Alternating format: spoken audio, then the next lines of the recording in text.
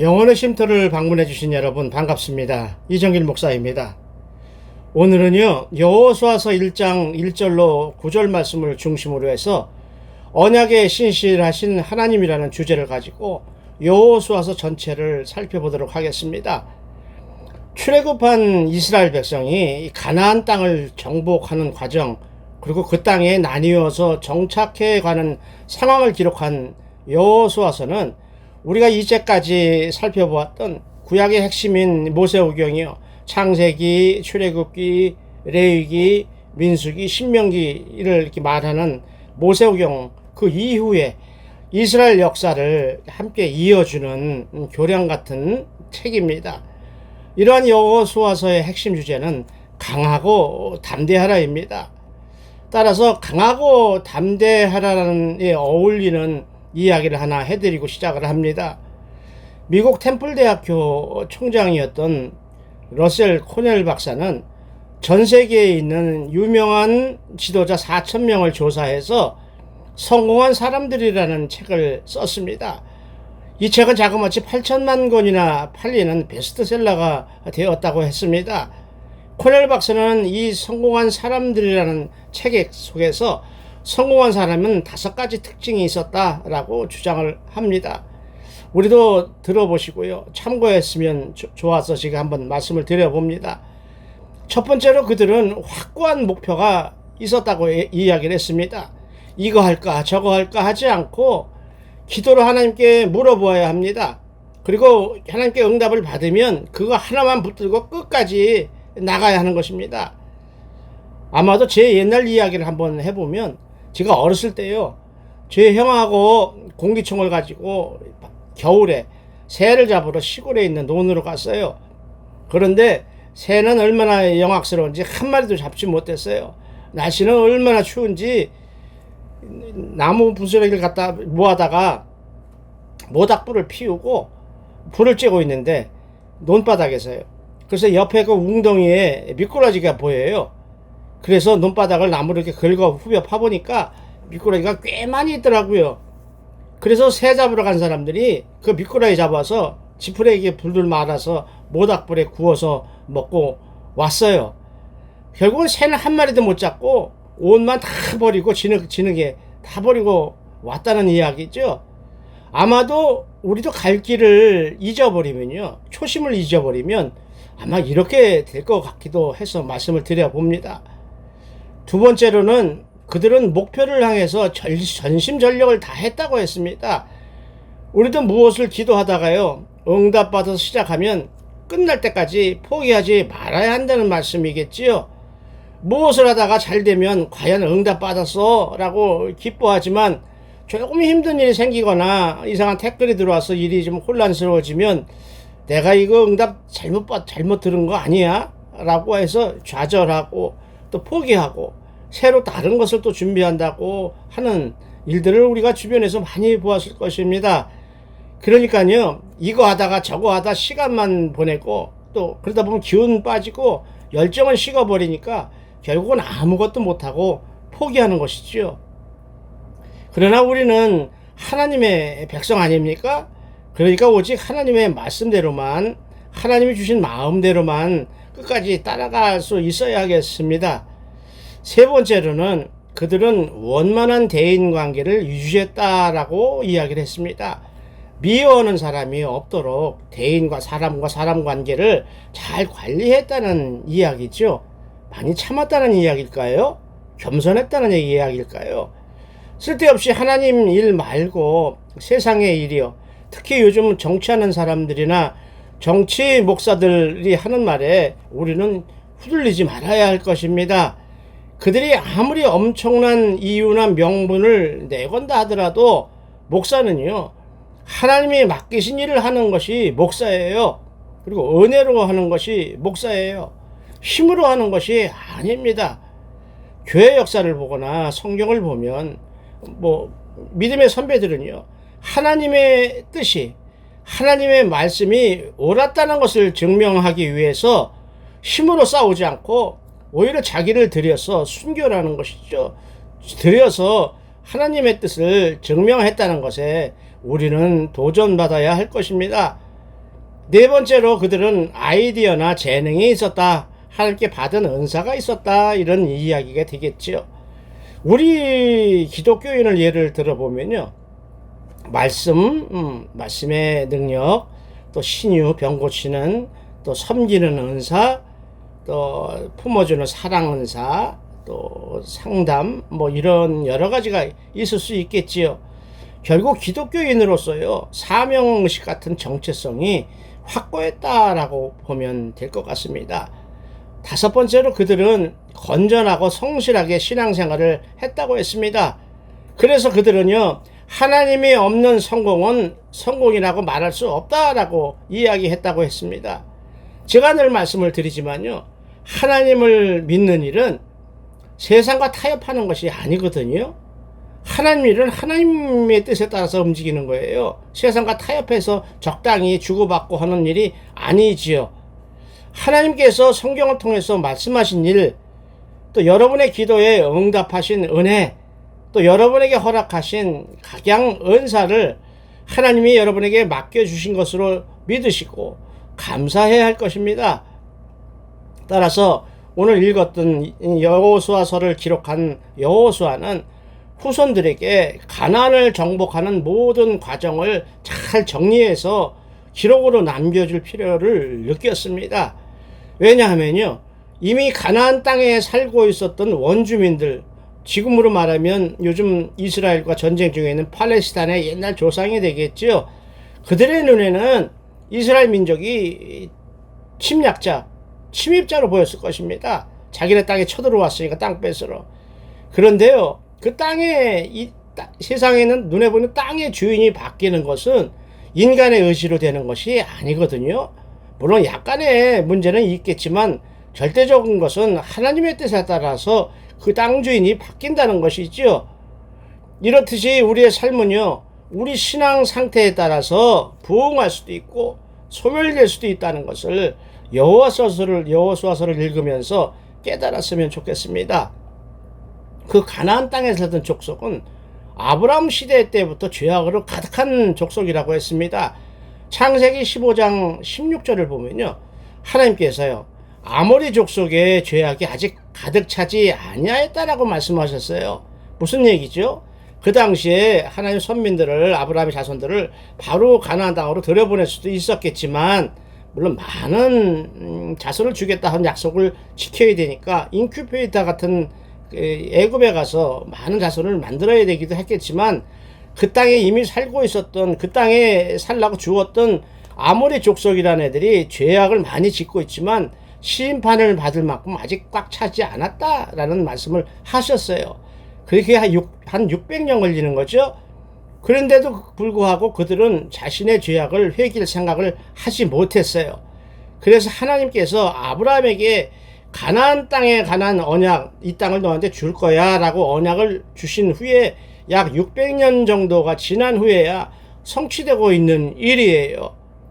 따라서 이스라엘 입장에서 보게 되면 참 많이 지연됐죠. 애굽에서 그렇게 고생할 때에 430년도 고생할 때 한 200년이나 100년 정도 고생하고 나올 수도 있었겠지만 하나님의 크신 섭리는 그렇지 않았다는 것이죠. 그러나 가나안 족속은 조금 전에도 이야기했듯이 그때까지도 심판받을 전까지도 회개하지 않았다고 했어요. 그러면 하나님은 누굴 들어서 심판하셨을까요? 이스라엘 자손을 통해서 그들을 심판하신 것입니다. 하나님은 이들의 죄악에 오래 참아주셨다는 것을 우리는 깨달아야 할 것입니다. 아마도 하나님께서는 우리들에게도요, 회개하고 돌이키기를 기다리실지도 몰라요. 하나님의 마음을 쓴 요엘서 2장 12절로 13절을 보면은요, 너희는 이제라도 금식하고 울며 애통하고 마음을 다하여 내게로 돌아오라 라고 말씀하십니다. 그리고는요, 돌아올 때, 울 때에, 애통해야 할 때에 옷을 찢지 말고 마음을 찢어라. 눈에 보이는 옷을 찢지 말고 너희 마음을 찢어라. 그러면서 너희 하나님 여호와께로 돌아와라 라고 말씀을 하셔요. 그러면서 왜 하나님이 기다리고 계시는가 하면, 그는 은혜로우시며 자비로우시며 노하기를 더디하시며 인애가 크시사 뜻을 돌이켜서 재앙을 내리지 아니할 수도 있다. 이렇게 하나님의 마음을 전하고 있었습니다. 이제 이스라엘 백성은요, 애굽에서 종살이 하다가 자유인이 되었어요. 하나님의 선민, 종이 아니라 자유인이 되었어요. 그런데 여러 가지 사건으로 인해서 광야에서 40년 동안 방황하고 있었지요. 그렇게 고생하고 소망이 없었던 이스라엘 후손들에게 가나안 땅에서 살게 되었다는 그 소망은, 그 현실은 그 자체가 꿈 같은 가슴 벅찬 일이었을 것입니다. 그런데요, 아무리 펄펄 끓는 물도 시간이 지나면 식는 것처럼요, 그렇게 가슴 벅찬 감격도 시간이 흘러감에 따라 식어갔습니다. 그러므로 이스라엘 자손들에게 가나안 땅을 정복하게 되는 과정들을 자세하게 정리해서 일깨워줄 필요를 느낀 것이지요. 누가요? 여호수아가 그랬어요. 자기도 유한한 인생이라 곧 죽을 거 아닙니까? 그래서 기록으로 남기는 거예요. 그래서 우리는 성경을 중시해야 되지요. 성경 말씀을 붙들어야 하는 것이죠. 우리 믿음의 조상들이, 또 우리에게 말씀을 주신 하나님의 사도들, 하나님의 종들이 기록으로 남겨서 하나님의 말씀을 우리에게 전해주는 거기 때문에 그렇습니다. 이스라엘 자손이나 또 우리같이 하나님의 백성들이 알아야 할 것은, 그 가나안 땅 정복이 물론 하나님의 뜻에 따라 이루어졌지만 이스라엘 백성의 힘으로 얻은 것이라고 착각하지 말라라는 사실이에요. 인간이 할 수 있는 일이 아니었다라는 것이죠. 하나님의 섭리에 의해서 이루어졌다라고 말씀하고 있습니다. 물론 하나님께서 가나안 땅을 준다고 아브라함과 약속했기 때문이겠죠. 우리도요, 예수를 믿고 신앙생활을 열심히 하는 이유가 무엇이죠? 하나님께서 예수 믿는 자에게 영원한 그 나라를 보장하신다고 약속을 주셨기 때문에 그렇습니다. 그래서 우리는 그 말씀을 붙들고 성경을 붙들고 신앙생활을 하는 것입니다. 그런데도 이스라엘은요, 훗날 그 땅에서 쫓겨났죠.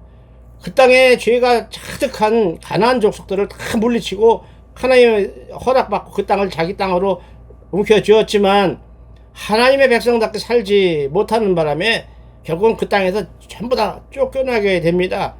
열왕기하 21장 9절은요, 이 여호와께서 이스라엘 자손 앞에서 멸하신, 없애버리신, 심판하신 이죠. 열방보다 더욱 심하였다. 그 가나안 족속보다 더 나쁜 짓을 했다. 이스라엘 백성들이 이러한, 그래서 심판을 당해서 가나안에서 쫓겨난 기록을 보면 안타깝기라기보다 참 불쌍했어요. 불쌍했어요. 선민이라는 칭호가 참 어색할 정도로 불쌍했습니다. 이제 여호수아 전체 중에서 중요한 본문, 시간 관계상이요, 중요한 본문을 살펴보고 가고자 합니다.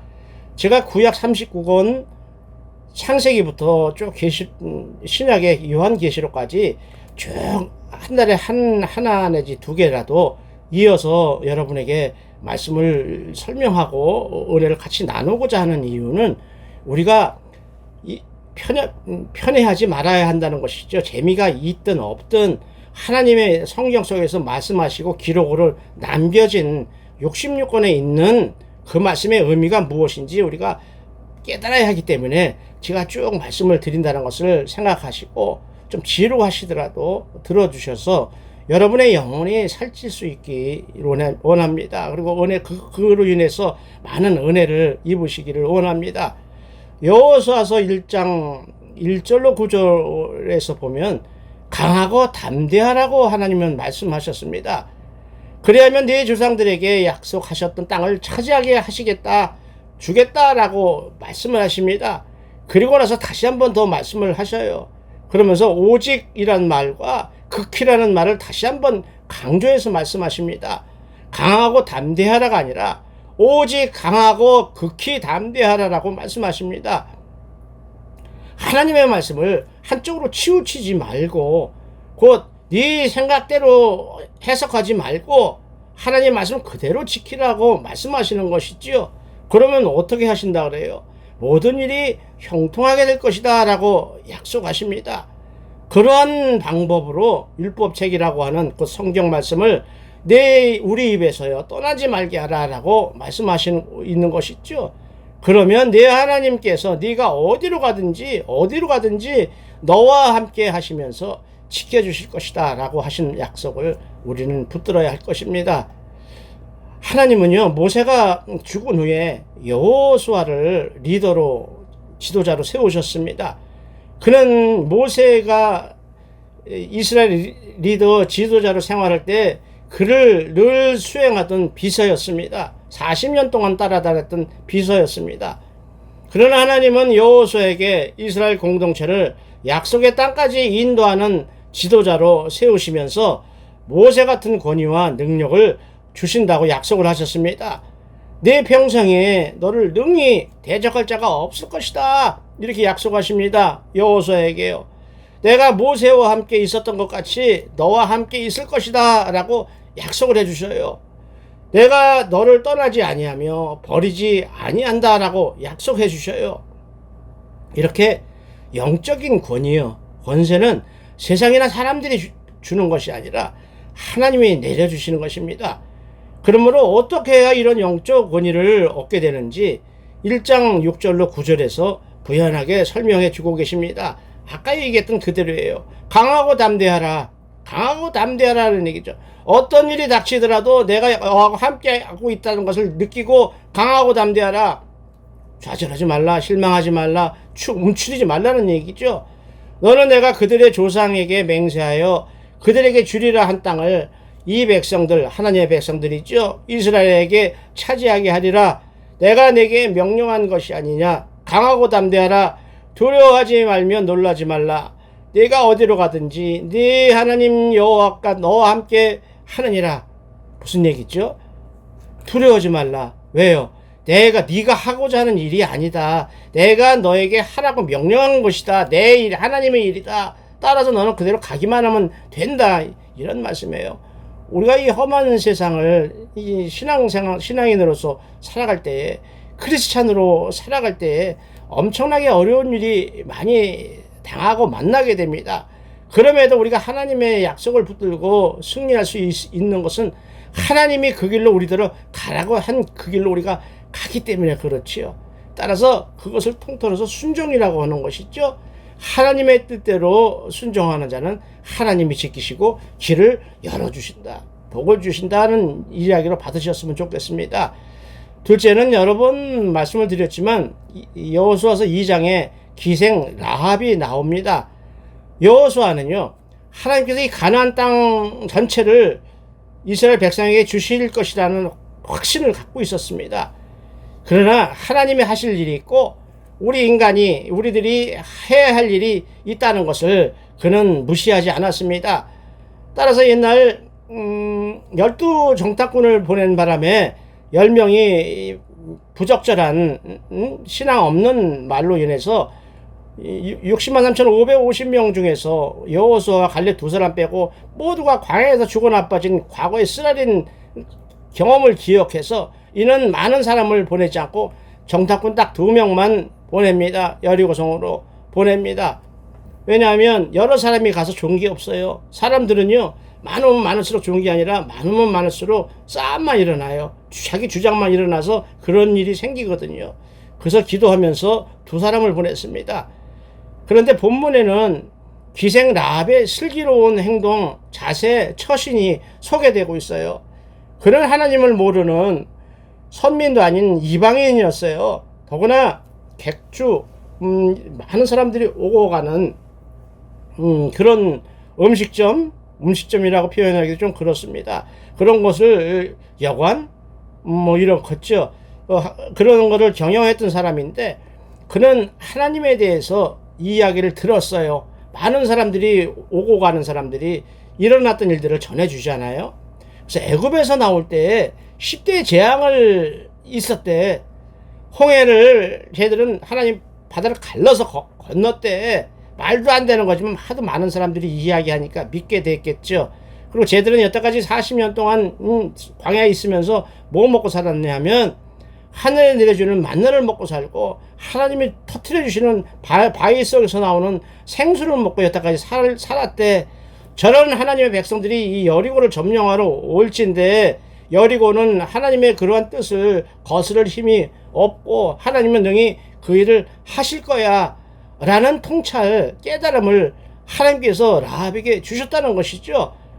그러한 안목이 열린 라합은요 어떻게 결정을 해요? 그냥 앉아서 죽습니까?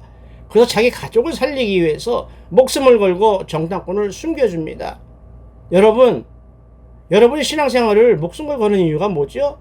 최소한 남들은 아니더라도 표현이 좀 죄송합니다만 표현이 좀 이상하지요. 남들까지는 못하더라도 최소한 여러분의 가족은 지켜야 한다는 것이죠. 목숨 걸고 기도하면서 지켜야 한다는 것이죠. 복음을 전해서 예수 그리스도를 믿도록 하는 것이 우리의 사명 또한 아닌가 생각합니다.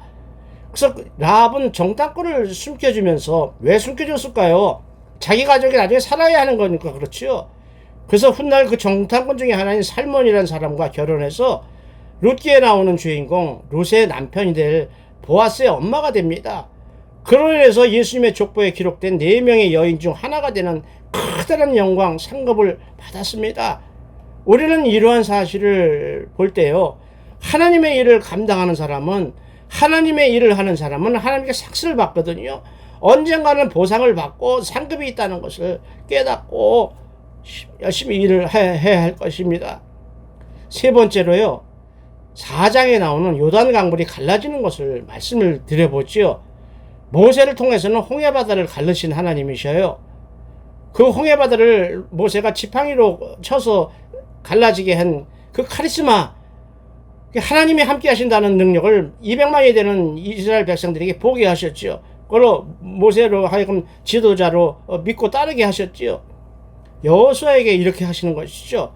요단 강물, 그렇게 펄펄 급하게 흘러내리는 요단 강물을 여호수아의 명령에 따라서 갈라지는 그것을 보여줌으로 인해서 많은 이스라엘 백성들에게 여호수아와 하나님이 함께 하신다는 것을 보여주면서 여호수아를 통해서 따라서 하나님 일을 진행할 수 있도록 하나님께서 일을 하시는 것입니다. 요단 강물을 여호수아가 그냥 제사장대로 그냥 아무 겁을 내지 말고 그냥 밟고 지나가라. 그러면 강물이 열릴 것이다 라고 명령할 때에 요단 강물을 이렇게 갈라졌습니다. 하나님께서 조금 전에 이야기했듯이 내가 여호수아를 통해서 일을 할 것이다. 너희가 과거에 있었던 모세처럼 여호수아를 통해서 일을 할 것이다 라는 것을 보여주신 것이죠. 근데 요단 강물이 언제 갈라졌어요? 3장 8절에 나오거든요. 너는 언약궤를 맨 제사장들에게 명령하여 이르기를, 제사장들에 명령하라고 여호수아에게 말씀하십니다. 요단 물가에 이르거든 그냥 요단에 들어가라 라고 명령하라고 했습니다. 우리 같으면요 그냥 졸졸 흐르는 물도 아니고 아주 급하게 흘러내리는 요단 강물, 그게 갈라진다고 내가 발을 담그면 갈라질 거야 라고 아주 순수한 마음으로 아주 자신 있게 들어갈 수 있을까요? 그래서 믿음이 은혜라고 하는 것이죠. 믿음대로 될 것이라는 말씀이 바로 그런 것을 의미하지 않나 생각을 합니다.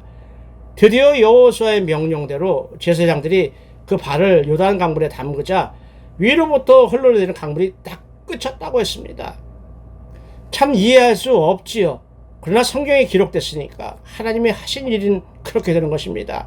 그리고 4장 18절에 가면 제사장들이 백성들 다 건넌 후에 서 있다가 마지막 요단 강물에서 나오면서 발을 빼자 다시 물이 흘렀다고 증거하고 있습니다.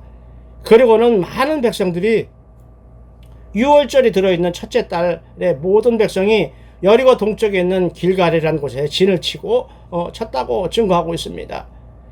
그리고 네 번째로 5장에 나오는 길갈이라는 그 지역을 대해서 알아봅니다. 5장에는 엄청 중요한 말씀이 참 많이도 나와요.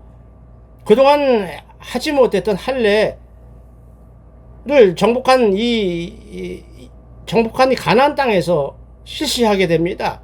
곧 그들에게 할례라는 의미는 애굽의 수치, 노예로 살던 수치를 너희에게 떠나가게 하셨으므로 그곳 이름을 길갈이라고 했다고 기록하고 있습니다. 성경은. 그리고 6월절 이튿날에 만나가 아닌 그 땅에서 난 소산물을 먹게 됩니다. 40년 동안 먼지 날리는 광야에서 만나만 먹던 사람들이 드디어 그 땅에 가나안 땅에서 생겨난 소산물을 먹어보는 것이죠. 땅의 소산물을 처음 먹어보니까 얼마나 맛이 있었을까요? 얼마나 감격했을까요? 그야말로 신명기에서 하나님께서 약속하셨던 그대로 지금 이루어지고 있는 것입니다. 우리가 신명기 읽을 때요, 믿기가 참 힘들었겠죠. 우리가 파지 않은 우물에서 물을 먹고, 우리가 짓지 않은 대궐 같은 집에서 우리가 심지 않은 과일나무의 열매를 지금 먹고 있는 것이지요. 그리고 하늘에서 내리던 만나가 그날부로 끝쳤다고 했습니다. 참 만나의 이야기 먼저도 한번 했지만, 우리는 이 모세오경 또 이 구약성경을 읽으면서 지금 여호수아까지 읽으면서 만나가 계속 내리고 있었다는 것을 우리는 잊어버렸었죠. 악인이나 하나님 말씀에 순종하고 말 잘 듣는 사람이나 하나님 끝까지 만나를 내려주셔서 먹였다는 거, 살렸다는 거, 은혜는 끝까지 내렸다는 것을 우리가 감사로 받을 수 있기를 원합니다. 그래서 이 만나라는 단어는 신약시대에 와서는 예수님의 말씀, 복음을 의미하는 단어로 쓰이게 됩니다. 우리가 만나가 내리고요, 또 끝인 여호수아서 5장을 보면서 그거에 대해 만나라는 의미에 대해서 깨달아야 할 것은, 첫 번째는 하나님은요, 사람의 힘으로 할 수 없는 거, 도저히 불가능한 것은 하나님이 이적을 통해서라도, 하나님이 이해할 수 없는 이적을 통해서라도 우리에게 베풀어 주시지만, 우리가 할 수 있는 것에 대해서 기도하는 것은 너희들이 알아서 해라 라고, 열심히 하라 라고 말씀하신다는 것을 우리가 알았으면 좋겠습니다. 두 번째로요, 우리에게 있어야 할 우리의 필요를 아시는 하나님은 우리에게 가장 필요한 것들을 가장 적절한 시기에 가장 적당한 양으로 주신다는 것을 우리는 믿음으로 받아야 할 것입니다. 마태복음 6장에서 기도에 대해서 가르칠 때 그 말씀이 나오죠. 기도할 때 네 골방에 들어가서 문을 닫고 은밀한 중에 계신 네 아버지께 기도하라고 말씀하십니다. 왜요? 은밀한 중에 남한테 얘기할 것 없다, 사람들한테 보일 것 없다, 은밀한 중에 계신 네 하나님만 바라보고 기도할 때 하나님께서 모든 것을 갚으시리라. 그리고 이방인들처럼 보여지기 위해서, 자랑하기 위해서 중언부언하면서 크게 기도 잘하는 것처럼 폼 잡지 말라, 이런 얘기죠. 그러면서 이방인들처럼 말을 많이 해야 하나님 들으실 거라고 착각하지 말라. 이미 하나님께서 너희가 있어야 할 것을 알고 계시다. 참 감사한 말씀입니다. 그리고는 여호수아를 도와줄 정복전쟁을 함께할 하늘의 군대 장관이 내려옵니다. 하나님 보내셨겠죠. 여러분의 삶에도, 앞으로의 여러분의 삶에도 하나님께서 천사를 보내셔서 함께 하도록 도우실 것입니다. 아마 제가 생각할 때 그 군대 장관이 이름을 성경에 기록은 안 됐지만 미가엘 천사장이 아닌가 생각이 듭니다. 우리도 성령 하나님께서 우리 속에 내주하시면서 돕고 계신다는 사실을 믿음으로 고백하고 누릴 수 있기를 원합니다. 다섯 번째, 여러 번 말씀을 드렸죠. 7장에는 아간이라는 사람의 범죄가 기록됐습니다. 이 아간인 범죄가 우리한테 주고자 하는 교훈은 하나님이 하지 말라고 한 것을 했을 때 어떤 일이 벌어지는가 보여주는 것이죠. 그가 뭘 훔쳤느니, 어떻게 훔쳤느니 그게 중요한 것이 아니라, 아간의 범죄가 성경에 기록된 것은 하나님이 하지 말라고 한 것은 하지 말아야 한다, 어떤 이유도 안 된다, 그런 얘기죠. 하라는 것은 해야 되고 하지 말라는 것은 어떤 핑계를 대해서라도 하면 안 된다. 더구나 자기가 잘못을 해놓고요, 그걸 또 하나님께 또 한 번 더 숨기죠, 아간이. 그러면 안 된다는 것이죠. 그래서 얻어지는 게 뭐죠? 훔친 거 누리지도 못하고 결국은 하나뿐이 없는 목숨마저 빼앗기는 결과를 스스로 자초했습니다. 우리도 인간인지라요, 이해는 해요. 그가 왜 그렇게 했는지 이해가 가요. 견물생심이라고 있잖아요. 어떤 것을 보면 욕심이 생긴다는 한자 고사성어인데요, 탐나는 물건, 곧 자기가 그동안 갖고 싶었던 거, 그러나 가질 수가 없었던 것을 눈앞에 보게 되면 욕심이 생긴다는 말이죠. 그래서 조금 전에 이야기했듯이 욕심은 욕심으로 끝나는 거예요. 그걸 붙잡았다고 해서 내 것이 되는 것이 아니거든요. 내 것이 돼도 의미가 없어요. 누리지 못하면 아무것도 아니거든요. 그래서 목숨만 잃었다는 그 이야기를 우리가 정신 차려서 들어야 할 줄로 믿습니다. 따라서 우리도 무슨 일을 만나도 흔들리지 말고 하나님의 말씀을 의지하고 순종해야 할 것입니다.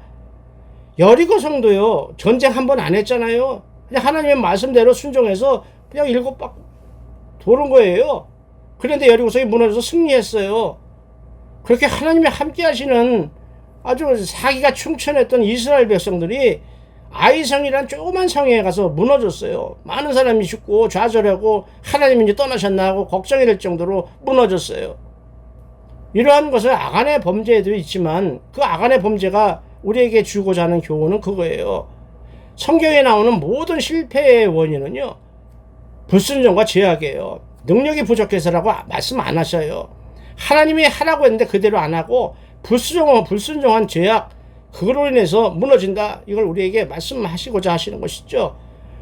우리 삶에서 나타나는 두려움이 있잖아요. 그 실패, 그것도 원인이 같아요. 불순종이에요. 순종이 그럼 무엇이죠?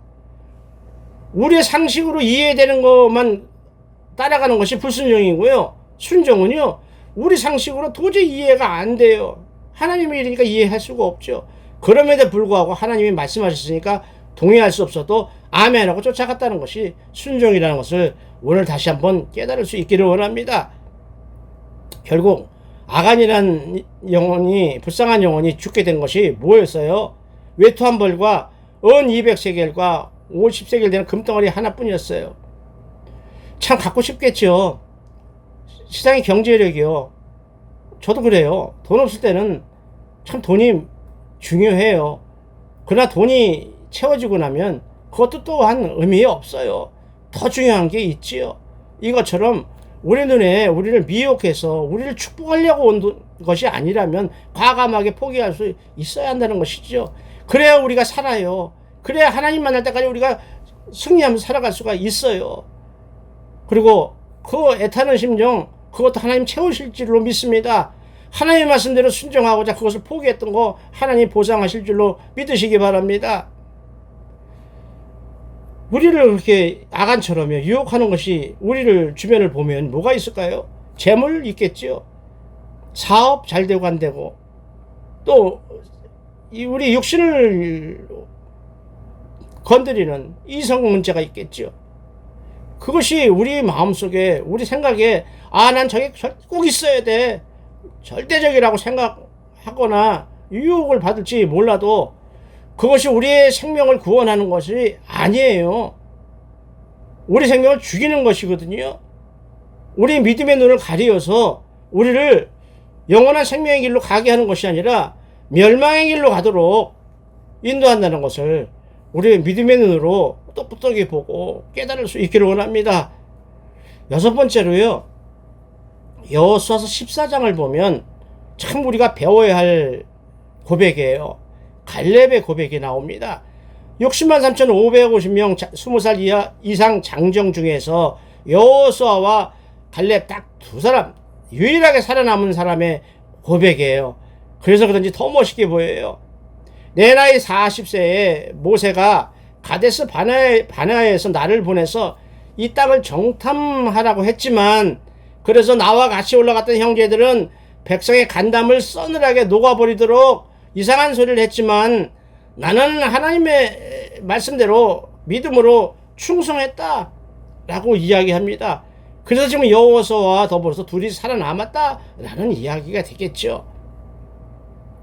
그리고는 그곳에는 안악 사람이 있고 성읍들은 크고 견고할지라도 엄청나게 큰 성이 있고 사람들은 키가 크고, 그렇다 하더라도 우리는 그들을 이길 수 없다 하더라도 우리 생각이 절대 이길 수 없다는 것을 나도 이해를 하지만, 하나님께서 나와 함께 하시면, 다시 말하면 하나님께서 원하시는 일이라면 하나님께서 말씀하신 대로 내가 그들을 쫓아낼 수 있을 것이다, 승리할 수 있을 것이다 라고 고백하는 그 담대한 믿음을 우리가 붙들 수 있기를 원합니다. 배울 수 있기를 원합니다. 역시나요, 하나님이 하신 일, 하나님께서 살아남은 사람이, 은혜 입은 사람이 하는 것은 달라요. 담대하죠. 목숨에 두렵지를 않아요. 왜냐하면 다 죽었는데 자기는 살았잖아요. 그것을 경험한 사람, 하나님이 붙들고 계신 걸 경험한 사람은 달라요. 그런 사람의 갈렙 같은 믿음을 우리가 소유할 수 있기를 원합니다. 일곱 번째로 마지막이죠. 여호수아서 24장에는 여호수아가 죽기 전에 했던 고별 설교가 나옵니다. 참 안타까운 설교문이에요. 참 늘 성경을 여러분과 이야기할 때 제가 늘 느끼는 거지만 좀 해피하게, 좀 행복하게 끝났으면 좋겠는데, 인간의 역사는 늘 시간이 흐를수록 더 좋아지는 것이 아니라 부패하는 것이 참 안타까워요. 그래서 성경이 그렇게 길어진 거죠. 제가 읽어드리면요, 이스라엘이 여호수아가 사는 날 동안과 여호수아 뒤에 생존한 장로들, 그러니까 여호수아가 지도자가 있는 동안, 그리고 여호수아가 죽었지만 여호수아 뒤에 같이 있었던 장로들, 하나님이 역사하신 것을 기억하고 경험했던 장로들이 살아있는 동안에는 이스라엘 백성들이 하나님을 믿었다. 다시 말하면 뭐죠? 그들이 죽고 나니까 하나님을 떠났다, 이 얘기를 하고 싶은 거죠. 참 안타까워요. 여호수아서 24장 31절이 그렇게 기록하고 있어요. 이럴 줄 알고 여호수아는 자기가 죽기 전에 백성들에게 다짐을 받습니다. 헛된 다짐일 줄 알면서도 다짐을 한번 하는 거 좋겠지요. 우리도 늘 소원하고 약속하는 것처럼요, 못 지키더라도 또 약속하고 또 엎드리는 것처럼요, 우리는 여호수아서 24장에 나오는 이것대로 따라가지 않길 원해요. 왜냐하면 이렇게 우리가 이걸 따라가게 되면 우리 자손들이 죽기 때문에 그렇습니다. 24장 15절에서 여호수아는 이렇게 말을 합니다. 만일 여호와를 섬기는 것이 너에게 좋지 않게 보이거든 차라리 내 앞에서 우상을 섬긴다고 이야기해라, 그 얘기를 해요. 이상하지요? 차라리 니네 하나님 믿기 싫으면 우상 섬긴다고 이야기해. 괜히 하나님께 헛된 약속하고 두들겨 맞지 말고, 이 얘기예요. 그렇게까지 이야기하면서 그래도 나는, 나와 내 가족은 하나님만, 여호와 하나님만 섬기겠다라고 이야기를 했습니다.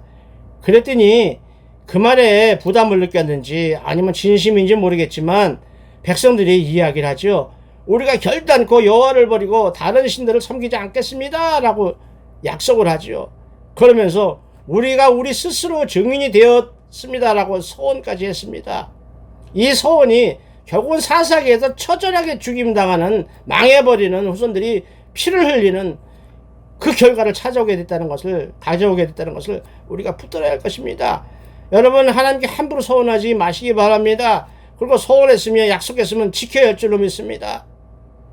그런데 바로 뒤에 조금 전에 이야기했죠. 사사기 2장 13절 15절에 바로 나옵니다. 여호수아서 끝나고 한 페이지도 안 넘어가요. 성경 바로 나옵니다. 곧 그들이 여호와를 버리고 바알과 바알과 아세라 신이라는 것이죠. 우상이요. 그를 섬겼으므로 여호와께서 이스라엘에게 진노하사 노력하는 자의 손에 넘겨줬다. 대적들의 손에 넘겨줬다는 것이죠. 이제까지는 백전백승하도록 도우셨던 하나님께서 이스라엘을 포기하니까 백전백패를 당하게 하셨다라는 얘기죠.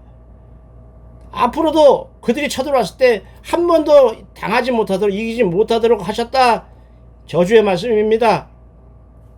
그래서 따라서 우리가 살아있을 동안에 말씀을 잘 읽고 신앙생활을 잘해야 돼요.